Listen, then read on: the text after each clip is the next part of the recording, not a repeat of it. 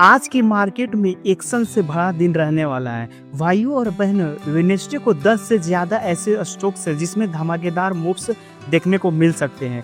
देखिए, जैसा कि बात करते हैं, ट्यूसडे को स्ट्रॉन्ग रिकवरी दिखाई और निफ्टी लगभग 25,700 के लेवल के पास बंद हुआ। आज भी मोमेंटम जारी रह सकता है क्योंकि मार्केट बंद होने के बाद कई बड़ी कंपनीज का रिजल्ट और अपडेट आए हैं। तो चलो देखते हैं वेडनेसडे के टॉप एक्शन स्टॉक्स कौन से हो सकते हैं। तो सबसे पहले हम बात करें एक्शन स्टॉक्स की, तो वो है आपका टाटा पावर। देखिए, टाटा पावर ने अपने Q2 के रिजल्ट्स डिक्लेयर कर दिए हैं। कंपनी का जो प्रॉफिट और रेवेन्यू दोनों थोड़ा गिरा है, लेकिन गिरावट सिर्फ 1% के आसपास ही है। यानी कि EBITDA 12% डाउन रहा और मार्जिन भी थोड़ा स्लिप हुए। लेकिन साथ ही कंपनी ने एक बड़ी डील अनाउंस की है कि एक SPV में 40% स्टेक से, यानी कि 1572 करोड़ में खरीदने का प्रपोजल दिया गया है। मार्केट इस मूव को पॉजिटिव ले सकता है वेडनेसडे के लिए टाटा पावर का। और सेकेंड है BSE लिमिटेड। देखिए, हम बात करें बॉम्बे स्टॉक एक्सचेंज के रिजल्ट एकदम जबरदस्त आए हैं। यानी कि कंपनी का जो है प्रॉफिट 61% जंप करके 558 करोड़ तक पहुंच गया। रेवेन्यू भी 44% से ज़्यादा बढ़कर 1068 करोड़ तक पहुंच गया। लेकिन स्ट्रॉन्ग क्वार्टरली परफॉर्मेंस, यह स्टॉक आज स्पोर्ट फाइल में रह सकता है। अब तीसरा है टोरेंट पावर। देखिए, टोरेंट पावर की बात करें तो टोरेंट पावर ने भी स्ट्रॉन्ग क्वार्टर दिखाया है। नेट प्रॉफिट 50% से ज़्यादा का है टोरेंट पावर की, और इससे बढ़कर 723.7 करोड़ तक गया, जबकि पिछले साल 481 करोड़ था। रेवेन्यू में भी 10% तक की गिरावट और EBITDA में 24.8% का जंप देखने को मिला। मार्जिन भी इम्प्रूव होकर 90 यानी कि 19 के आसपास पहुंच गया। क्लियरली पावर सेक्टर में भी मोमेंटम देखने को मिल सकता है। 4 नंबर की बात करें तो वो है गोदरेज इंडस्ट्री। देखिए, इस कंपनी के नंबर थोड़े वीक रहे। प्रॉफिट 15.8% से गिरकर 242 करोड़ तक गया, जबकि लास्ट ईयर 288 करोड़ था। रेवेन्यू में 4.7% की ग्रोथ जरूर रही, लेकिन EBITDA में हेवी गिरावट रही। 573 करोड़ से गिरकर सिर्फ 134 करोड़। मार्जिन भी 12% से स्लाइड होकर 2.7% तक आ गया। स्टॉक पे प्रेशर रह सकता है। 5 नंबर है PI इंडस्ट्रीज। देखिए, PI इंडस्ट्रीज का प्रॉफिट 19% डाउन रहा, यानी कि 409 करोड़ तक। लेकिन इंटरेस्टिंग बात यह है कि यह मार्केट एक्सपेक्टेशन से बेटर था। रेवेन्यू 15% डाउन था, लेकिन फिर भी एस्टिमेट से ऊपर निकला है।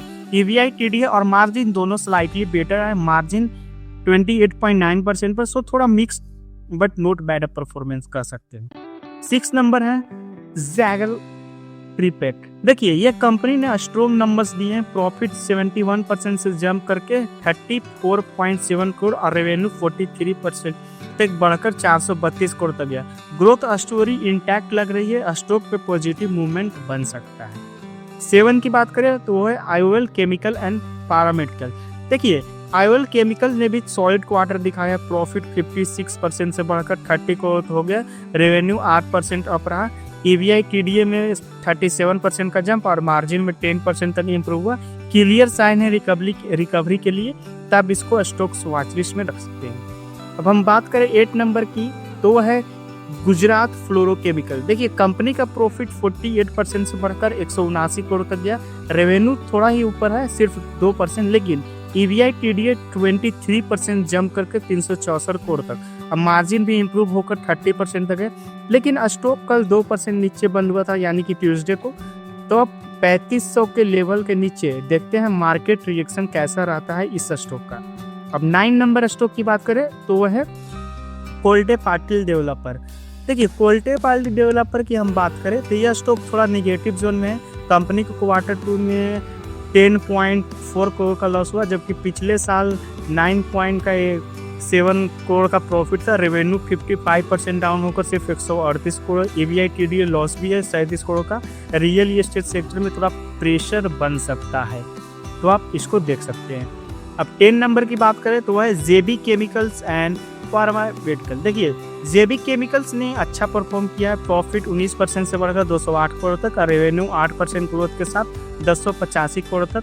EBITDA भी 40% अप और मार्जिन 28.5% इम्प्रूव हुआ। ओवरऑल स्ट्रॉन्ग क्वार्टर इसका बोल सकते हैं। 11 नंबर की बात करें तो है ESFT स्मॉल फाइनेंस बैंक। देखिए, बैंक का लॉस थोड़ा कम हुआ है, यानी कि अब 115 करोड़ का नुकसान हुआ है, जबकि पिछले साल 190 करोड़ का था।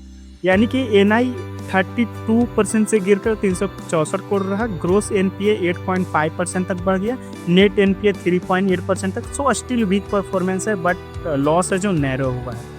नेक्स्ट स्टॉक की बात करें तो वो है आपका AW फिश स्पेस सॉल्यूशन। देखिए प्रॉफिट इसका 58% गिरा है, सिर्फ 15.9 करोड़ तक रहा, लेकिन रेवेन्यू में भी 25% का जंप देखने को मिला है 366 करोड़ तक। EBI TDA भी 32% अप और मार्जिन 36% तक इम्प्रूव हुआ।